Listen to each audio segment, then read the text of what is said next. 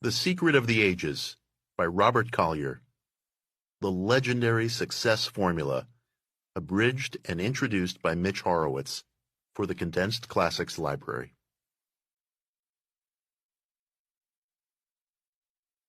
Preface. What is the secret of the ages? Robert Collier was born to a prosperous Irish immigrant household in St. Louis, Missouri in 1885. As the nephew of publishing magnate P.F. Collier, the boy was part of a socially prominent family. But his early life was marked by tragedy. Robert's parents often lived apart, and his mother died when he was 11. He spent much of the remainder of his youth in boarding schools. As Collier neared adulthood, however, he discovered a world of possibilities. He trained for the priesthood, and, deciding it wasn't for him, tried his hand as a mining engineer, journalist, advertising man, and publisher. Collier's prospects dimmed in the early 1920s when he suffered a chronic and debilitating case of food poisoning. For months, the illness sapped his energies and resisted treatment. Searching for a cure, Collier dedicated himself to the study of Christian Science, prayer healing, autosuggestion, and New Thought, a popular metaphysical movement based on the principle that thoughts are causative. Robust mental imaging, went the New Thought gospel, could restore health. Using his new psychospiritual methods, Collier recovered. He came to wonder, could the same mind-power metaphysics work for other needs, such as money and career success? Collier threw himself into studying the higher dimensions of the mind. The writer came to believe that as God had created man in his own image, so could man, through his powers of mental imaging, function as a creator within his earthly sphere of existence. In 1926, Collier mapped out his program in a pamphlet series called The Secret of the Ages. He had actually begun publishing his series the prior year when, perhaps thinking of his miracle recovery, he called it The Book of Life. Collier's Secret of the Ages was this: from earliest time, humanity has possessed the ability to invent, build, and advance through the creative energies of thought. Man's mental power, Collier explained, is a metaphysical force that lifted humankind out of caves and into the light of fire. It created the ancient civilizations of Egypt, Mesopotamia, and the Indus Valley. It built the empires of Greece and Rome, and its powers are encrypted in the ancient narratives, parabolic or otherwise, of every miracle from Aladdin's lamp to Christ's walking on water. Collier could be startlingly blunt about his views. Mind is God, he wrote in 1927, and the subconscious in us is our part of divinity. But he was never cavalier. Collier expressed deep reverence for the teachings of Christ, which he considered a psychological blueprint to man's highest potential. The metaphysical insights that aided Collier's recovery did not render him impervious to disease. He died of intestinal cancer in 1950, 2 years after revising and expanding The Secret of the Ages. But the facts of his and our physical limits should not engender cynicism toward Collier's work. His writing sparkles with sincerity and discovery, which is preserved in this condensation of his key principles. His ideas have contributed to the success of a wide range of readers, many of whom wrote to Collier during his lifetime and have continued to make The Secret of the Ages a cornerstone of self-development literature in the decades since his passing. Mitch Horowitz.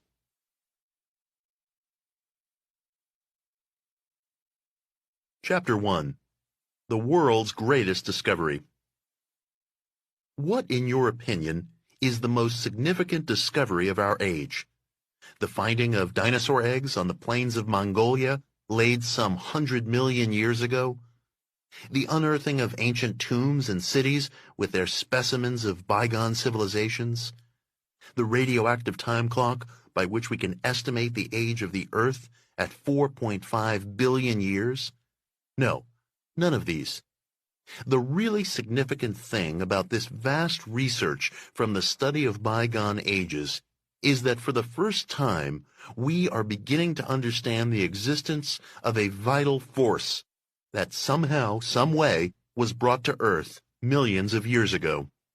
It matters not whether you believe that mankind dates back to the primitive ape man or sprang full-grown from the mind of the Creator.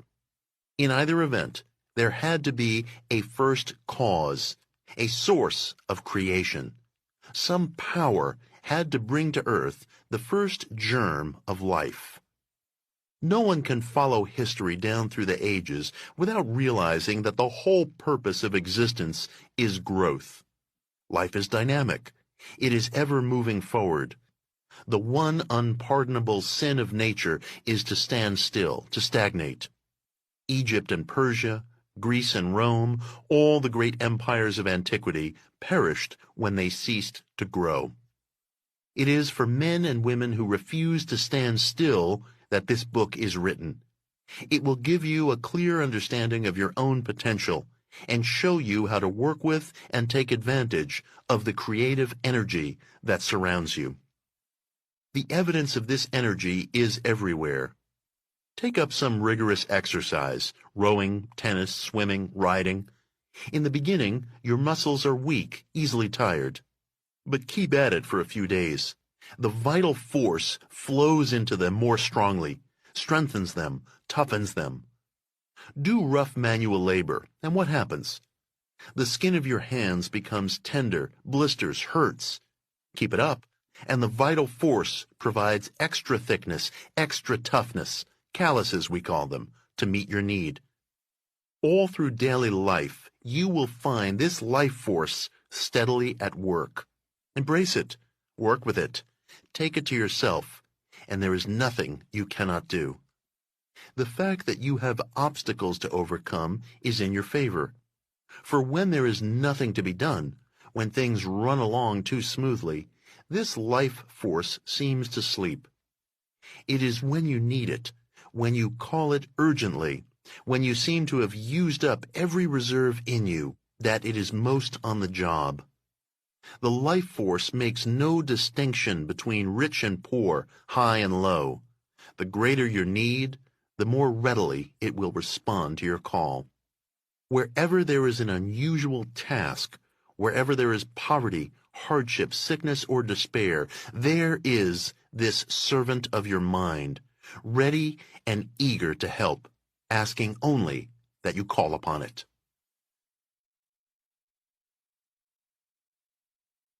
Chapter 2. Your Higher Self.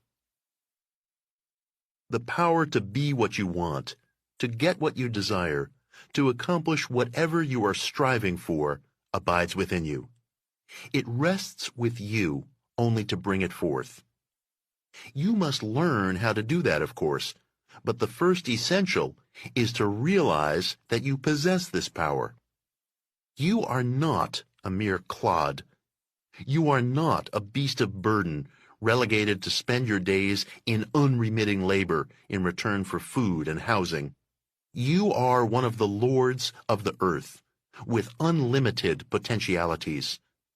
Within you is a power that, properly grasped and directed, can lead you out of mediocrity and place you among the elect, the lawgivers, the writers, the engineers, the great industrialists, the doers and the thinkers. It rests with you to learn to use this universal mind that can do all things.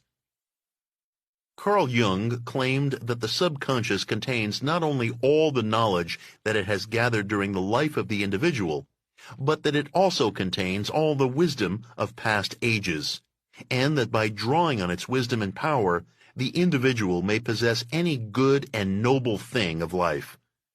You see, the subconscious is the connecting link between the Creator and ourselves, between vital force and our own bodies and affairs. Most of us think of mind as merely the conscious part of us, but the earliest Greek religious writings taught that man is a triune being. First, the physical or conscious self. Second, the subconscious, sometimes called your inner mind, because it is latent within you. And third, the superconscious, or higher self. Go back 2,000 years before Christ to the Upanishads, the earliest religious books of India, and you find a similar teaching. Study the religion of the Egyptians, and you find the same belief. The great pyramids were triangular on each side, exemplifying the idea you find on many of their monuments.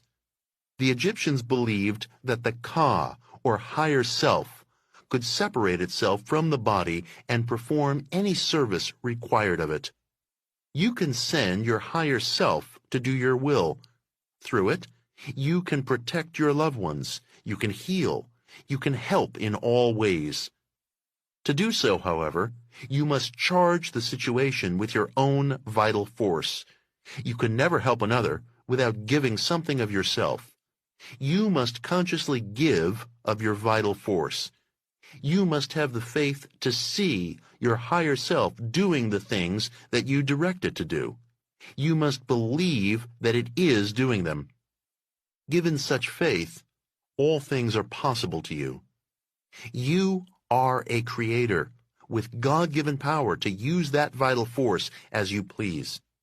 But to create anything of good requires 4 things. 1. The mental image of what you want, that is the mold. 2. Knowledge of your power, so you can consciously draw to you all the vital force you need, breathe it in, and then pour it into your mental mold. 3. Faith in your creative power, faith to crystallize the vital force into your mold until it is manifest for all to see. 4. Doing something to convince your subconscious mind, and through it the superconscious, that you believe you have received. For instance, a woman who prayed for a house got a board and nail and kept them before her, affirming that they were the beginning of the house. As I see it, the universal mind is the supreme intelligence and creator of the universe, and we are partakers of the divine attributes. You are part of it, I am part of it, and anything we do that is for the good of all has the support of this universal mind, provided we call upon it.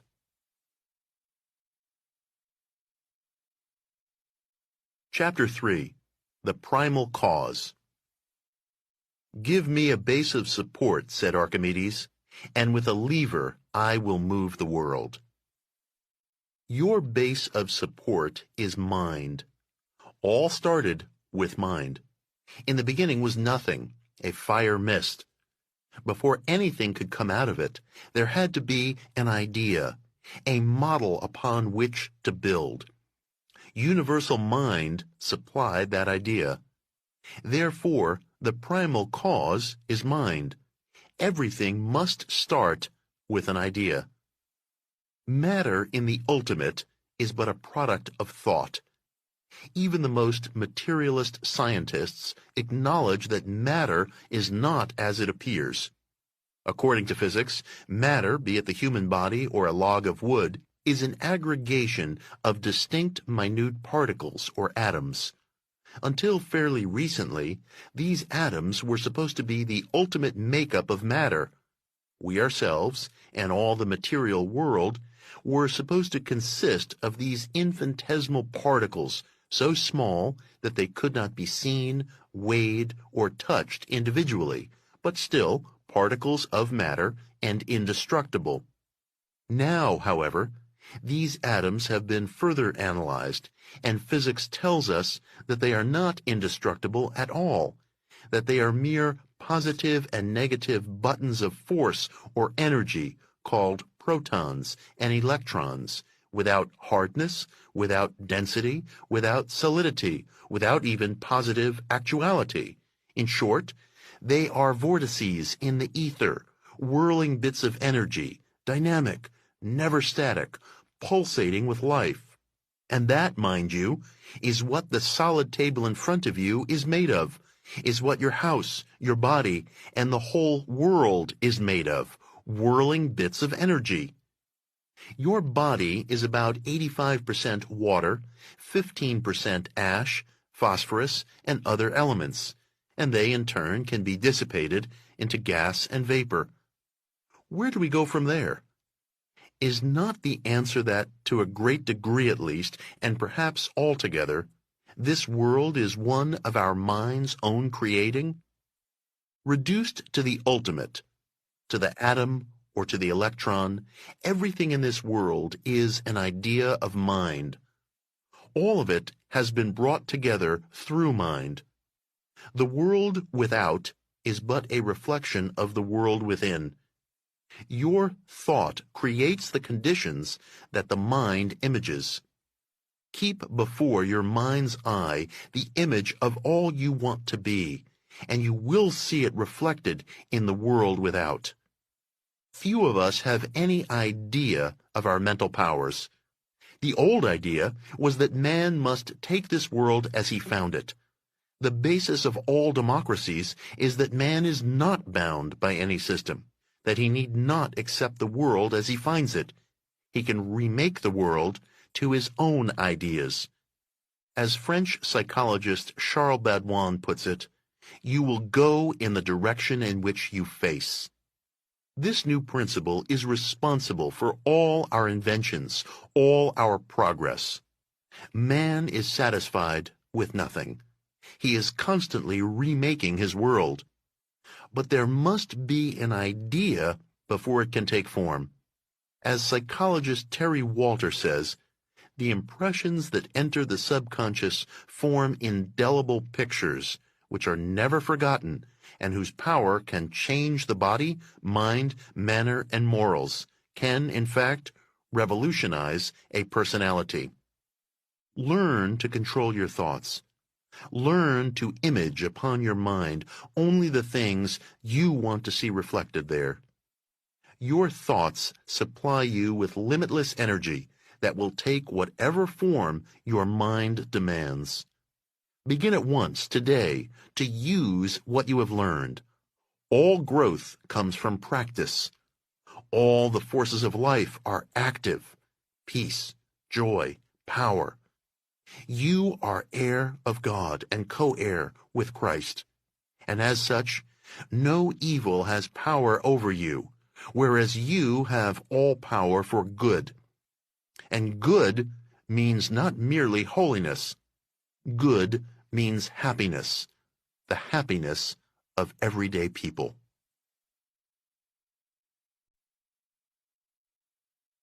Chapter 4. This one thing I do. It may sound paradoxical, but few people really know what they want. Most of them struggle along in a vague sort of way, hoping for something to turn up. They are so occupied with the struggle that they have forgotten, if they ever knew, what they are struggling for.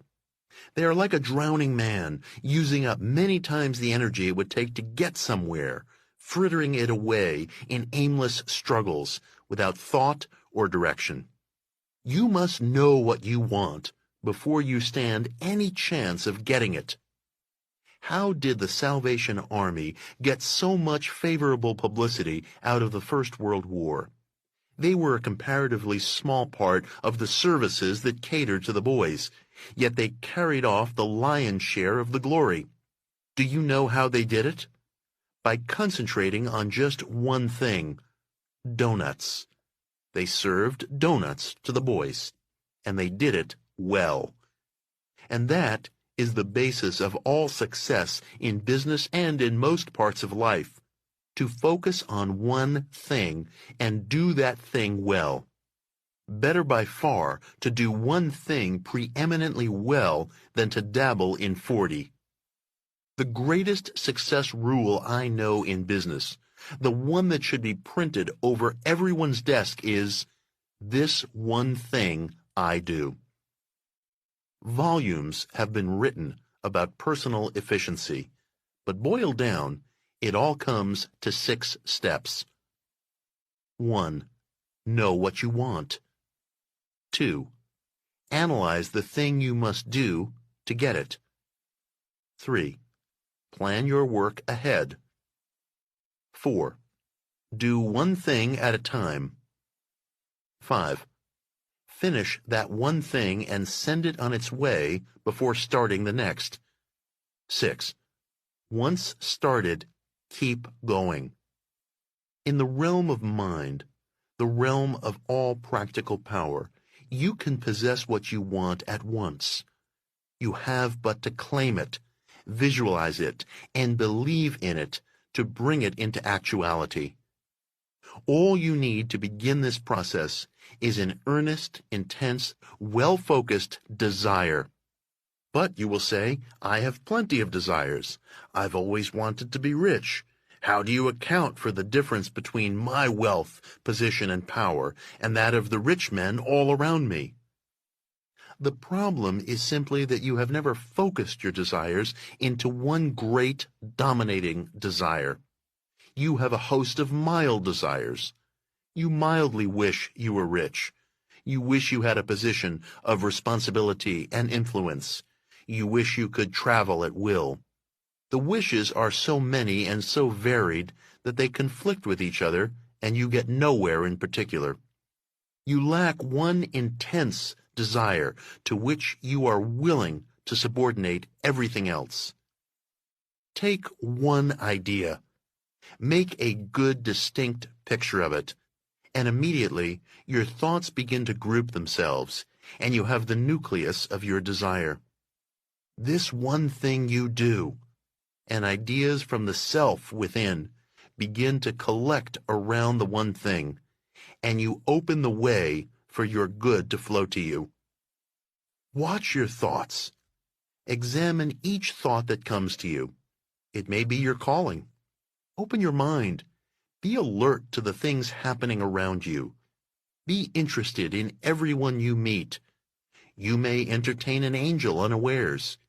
He may have a vital message for you, or you for him. Watch for your special work. Recognize it. Be ready for it. And when it arrives, equip yourself to excel in it through study, application, and arduous practice. And above all, focus your efforts on this one thing. Do you know how Napoleon so frequently won battles in the face of a numerically superior foe? By concentrating his men at the actual point of contact. His artillery was often greatly outnumbered, but it accomplished far more than the enemy's because instead of scattering his fire, he concentrated it all on the point of attack. The time you spend aimlessly dreaming and wishing would accomplish marvels if it were concentrated upon one definite object. If you want a thing badly enough, you will have no trouble concentrating on it. Your thoughts will naturally center on it, like bees on honey. In his ESP experiments at Duke University, Dr. J.B. Rhine demonstrated that the mind can definitely influence inanimate objects, but only when there is intense interest or desire. When the subject's interest was distracted, when he failed to concentrate his attention, he had no power over the object.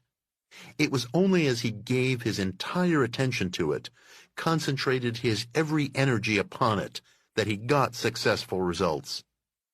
Dr. Rhine proved through physical experiments what most of us have always believed, that there is a power over and above the merely physical powers of the mind or body, that through intense concentration we can line up with that power, and that once we do, nothing is impossible to us.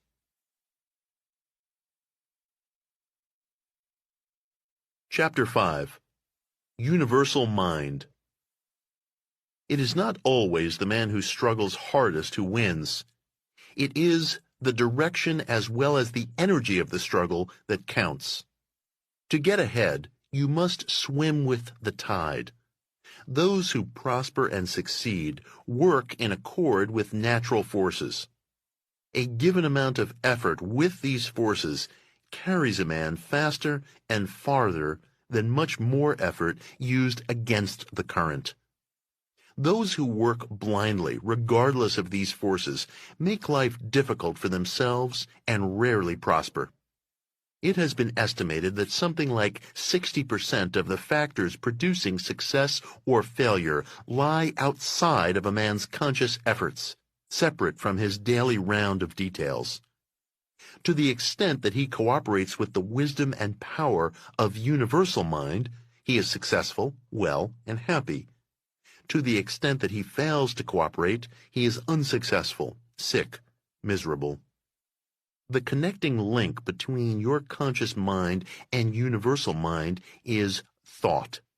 And every thought that is in harmony with progress and good, every thought that is freighted with the right idea, can penetrate to universal mind. And penetrating to the universal mind, your thought returns with the power of universal mind to accomplish it. You don't need to originate the ways and means.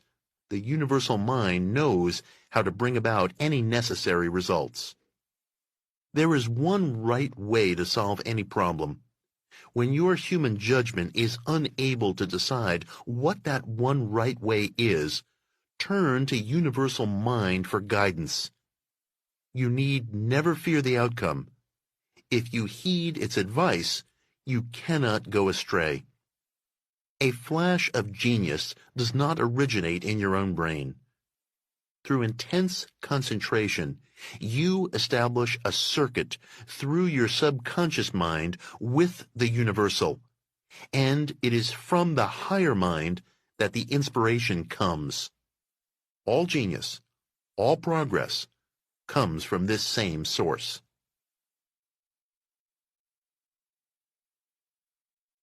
Chapter 6. See yourself doing it. What does it mean that God created man in his own image? The imagination, writes Glenn Clark in The Soul's Sincere Desire, is of all the qualities in man the most godlike, that which associates him most closely with God. The first mention we read of man in the Bible is where he is spoken of as an image. Let us make man in our own image, after our likeness. The only place where an image can be conceived is in the imagination. If man was made in God's image, it stands to reason that man's imagination, like that of the great master, is capable of creation. When you form a mental image of the good you wish to come to pass, make it clear. Picture it vividly in every detail. Believe in it, and the genie of your mind will bring it into being as an everyday reality. The keynote of successful visualization is this: see things as you would have them be, instead of as they are. Close your eyes and make clear mental pictures. Make them look and act just as they would in real life. In short, daydream, but daydream with a purpose. Better still, get those pictures down on paper using, if you need to, pictures of similar things cut from magazines. Concentrate on one idea at a time to the exclusion of others, and continue to concentrate on that one idea until it has been accomplished.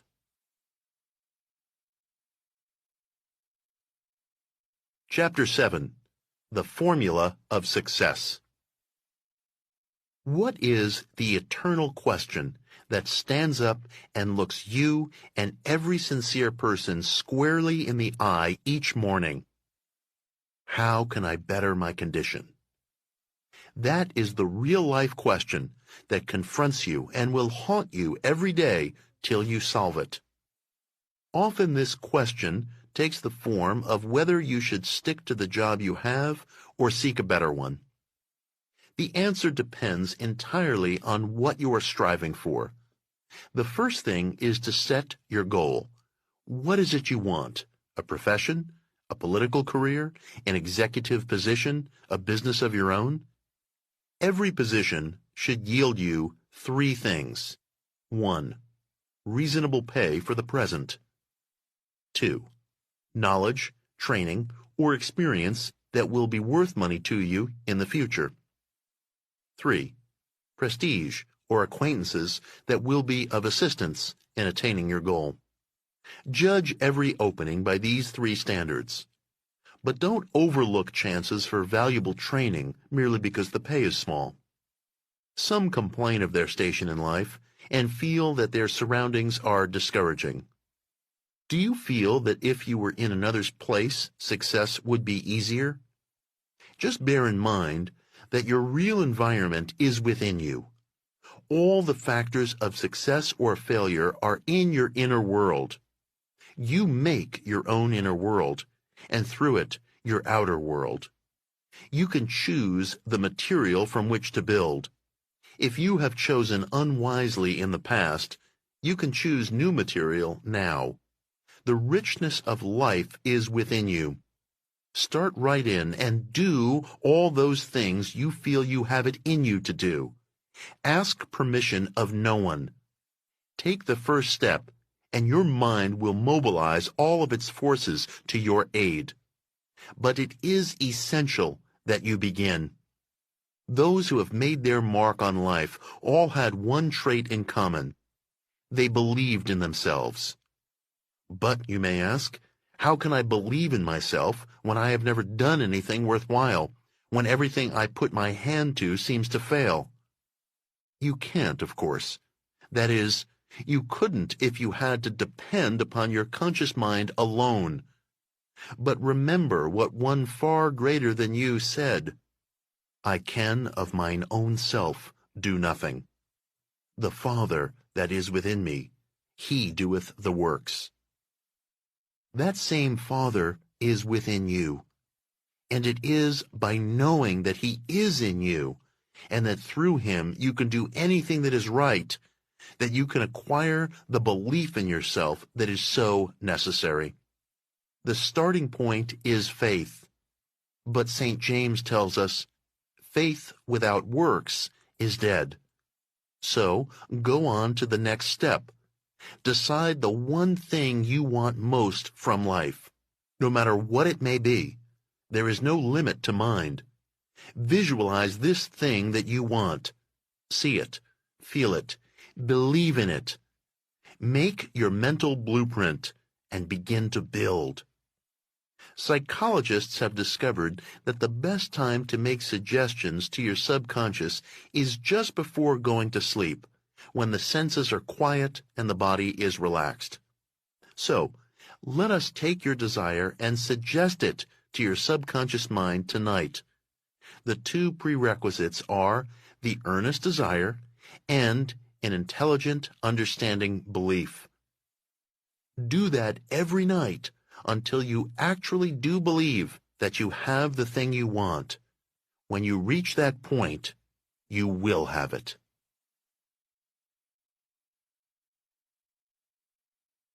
Chapter 8.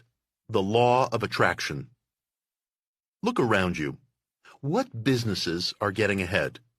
Who are the big successes? Are they the ones who grab the passing dollar, careless of what they offer in return? Or are they those who are striving always to give a little greater value, a little more work than they are paid for?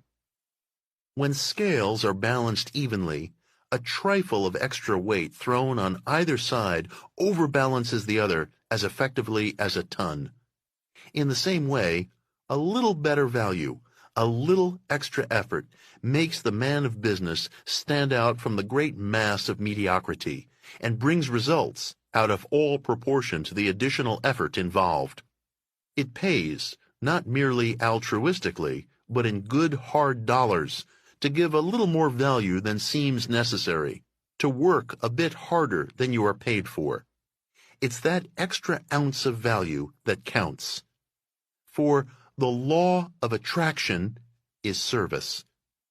We receive in proportion as we give out. In fact, we usually receive in far greater proportion. Whosoever shall be great among you, said Jesus, shall be your minister. and whosoever of you will be the chiefest shall be the servant of all. In other words, if you would be great, you must serve, and he who serves most shall be greatest of all. If you want to make more money, instead of seeking it for yourself, see how you can make more for others. In the process, you will inevitably make more for yourself too. We get as we give, but we must give first. It matters not where you start. You may be a day laborer, but still you can give. Give a bit more of energy, of work, of thought than you are paid for. Try to put a little extra skill into your work. Use your mind to find some better way of doing whatever task may be set for you. There is no kind of work or method that cannot be improved by thought. So give generously of your thought to your work. Think every minute you are at it. Isn't there some way this could be done easier, quicker, better? Read everything that relates to your own work or to the job ahead of you. Look around you now. How can you give greater value for what you get? How can you serve better? How can you make more money for your employers or save more for your customers? Keep that thought ever in front of you, and you'll never need to worry about making more money for yourself.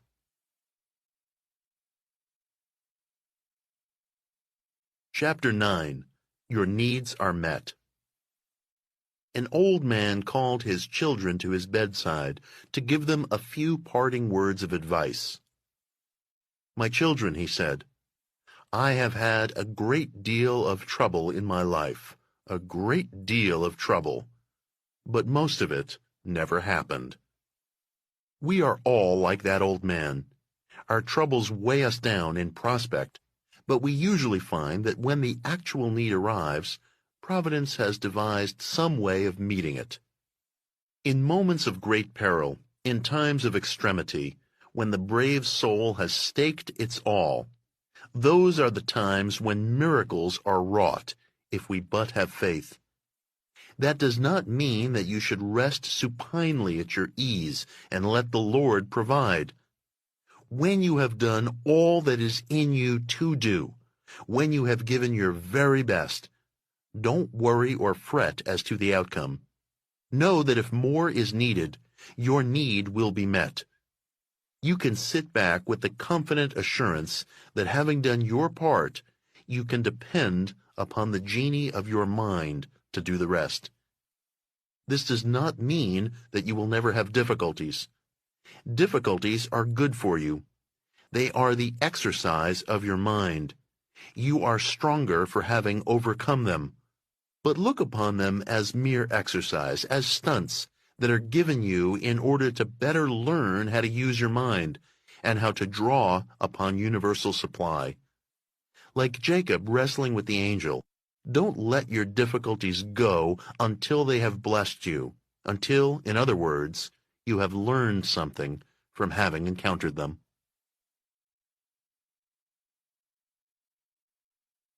Chapter 10. The Mastermind. The transcendentalist philosopher Ralph Waldo Emerson wrote, "There is one mind common to all individual men. Every man is an inlet to the same and to all of the same. He that is once admitted to the right of reason is made a freeman of the whole estate. What Plato has thought, he may think. What a saint has felt, he may feel. What at any time has befallen any man, he can understand. Who hath access to this universal mind is a party to all that is or can be done, for this is the only and sovereign agent." The great German physicist Walter Nernst found that the longer an electric current was made to flow through a filament, the greater became the conductivity of the filament. In the same way, the more you call upon and use your subconscious mind, the greater becomes its conductivity in passing along to you the infinite resources of universal mind, the wisdom of a Solomon, the skill of Michelangelo, the genius of an Edison, the daring of a Napoleon, all may be yours. It rests with you only to form contact with universal mind in order to draw from it what you will. Think of this power as something that you can connect with at any time. It has the answer to all of your problems.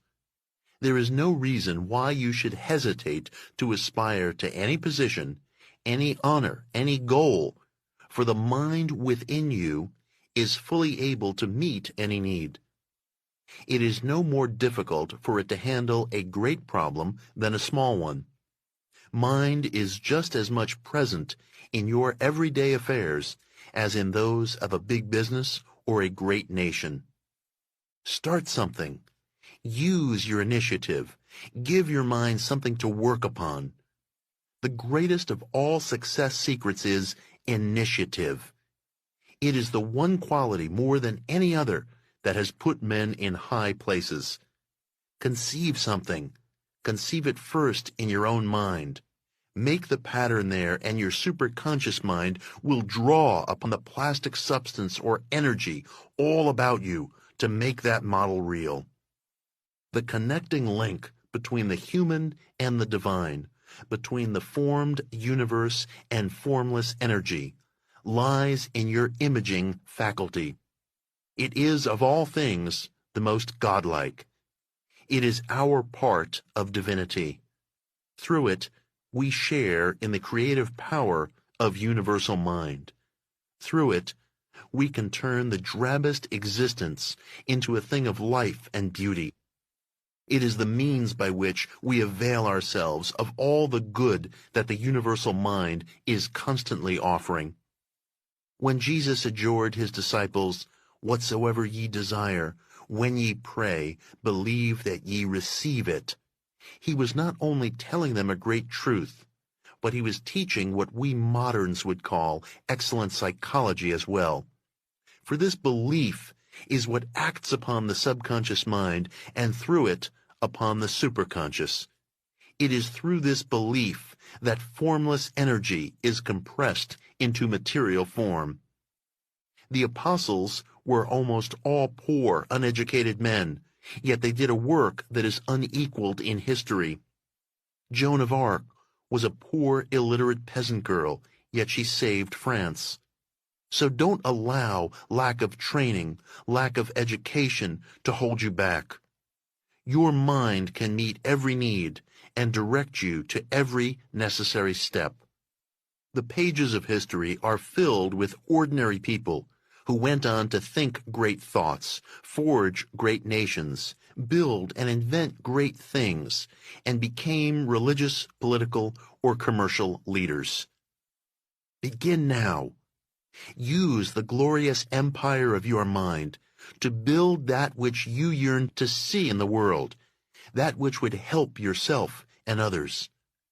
Use the infinite horizons of your mind, a part of the universal mind, a part of divinity.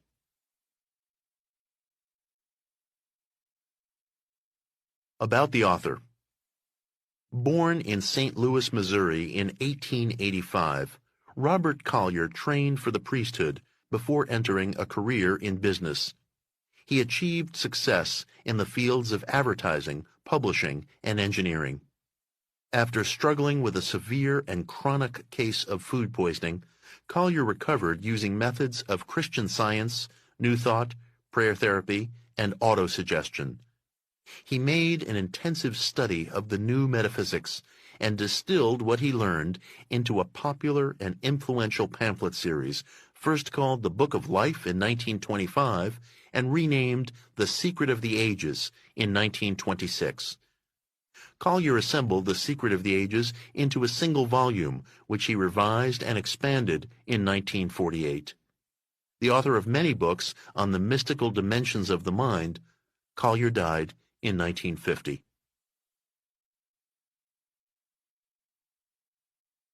Mitch Horowitz, who abridged and introduced this volume, is the PEN Award-winning author of Occult America and One Simple Idea, How Positive Thinking Reshaped Modern Life.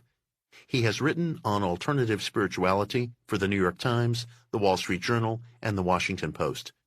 Visit him at mitchhorowitz.com.